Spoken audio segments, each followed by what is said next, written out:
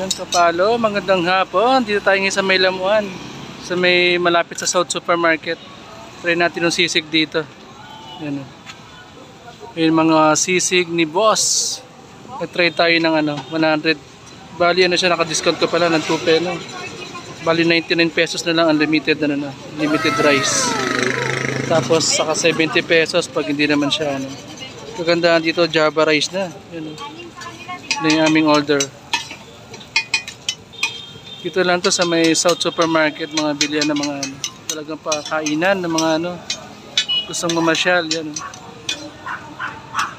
May mga pwesto-pwesto sila. Tulad yung nasa Riverbanks, Kapalo. Yan. Ito dito naman tayo sa sisig bumili. Sakto, tanghalian natin.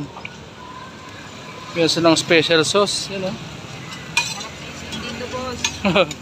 Yan si Madam nagluluto. Shoutout sa iyo. Siya yung nagluluto, Kapalo mo kung biyasa na siya sa paghahalo. Yan ang order namin. Ito to sa may South Supermarket, sa may Marikina, bandang Lamuan. Yan o, maganda dito, maliwalas. Siguro sa gabi marami kumakain dito. Yan o, sa mga estudyante dito rin siguro kumakain. Malapit na tayo makakain. Yun yung rice nila, Java rice. Medyo toasted mo, Madam. Papatoasted natin para yummy talaga. Yun na, sinasandok na. Tara, kain na tayo. Ito si Violet. Ito sa may South Supermarket. Let's go! Ito na. Ito na 99 pesos to? Yes.